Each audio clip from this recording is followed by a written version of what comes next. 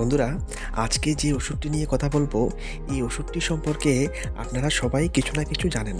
আপনাদের যাদের বাড়িতে গবাদি পশু যেমন গরু, ছাগল, ভেড়া এগুলি আছে বা যারা পোলট্রি ফার্মিং বা দেশি মুরগির ফার্মিং এগুলির সঙ্গে যুক্ত আছেন, তারা কিন্তু এই ওষুধটি সম্পর্কে খুব ভালোভাবে পরিচিত।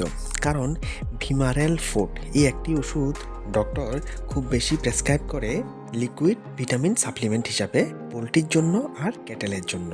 আর এই ভিমারেল ফুড এই ওষুধটি মার্কেটিং করে Virbac animal health India private limited এই কোম্পানি। আর এই ওষুধটির মধ্যে যে উপাদানগুলি আছে সেই উপাদানগুলির মধ্যে অন্যতম হচ্ছে কি ভিটামিন এ। প্রত্যেক 1 ml ওষুধের মধ্যে 12,000 IU ভিটামিন এ আছে, ভিটামিন D3 আছে 6,000 IU, vitamin E 48 mg, vitamin B12 20 microgram আর ভিটামিন সি 100 mg। এখন বলে দিই যে এই ওষুধটি আপনি কিভাবে ব্যবহার করবেন। আপনার যেই পোলট্রি ফার্মিং আছে বা আপনার বাড়িতে যে ক্যাটেল বা গবাদি পশু আছে, ওই গবাদি পশু বা পোলট্রি ফার্মে যে মুরগি আছে সেই মুরগির ভালো গ্রোথ পাওয়ার জন্য আপনি এই ওষুধটি কিভাবে ব্যবহার করবেন। তো মনে রাখবেন যে ক্যাটেল বা গবাদি পশু যেমন গরু, ছাগল, ভেড়া, মহিষ এগুলির জন্য আপনি 10 ml ডেইলি ব্যবহার করবেন।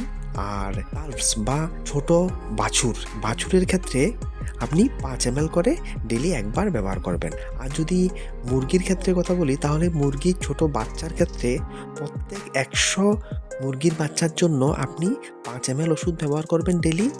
আর গ্রোয়ার্সের জন্য 7 ml 100 মুরগির জন্য ডেলি ব্যবহার করবেন। লেয়ার্সের জন্য 10 ml আর ব্রিডার্সের জন্য 15 ml ব্যবহার করবেন প্রত্যেক 100 মুরগির জন্য।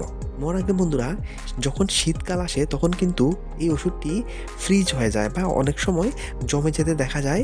এতে প্রোডাক্টের এফিকেসির কিন্তু কোনো সমস্যা হয় না। জাস্ট আপনি ব্যবহার করার আগে একটু বোতলটিকে কুমকুম গরম জলের মধ্যে রেখে দেবেন, তাহলে এটা রুম টেম্পারেচারে চলে আসবে এবং তখন আপনি এটাকে ব্যবহার করবেন।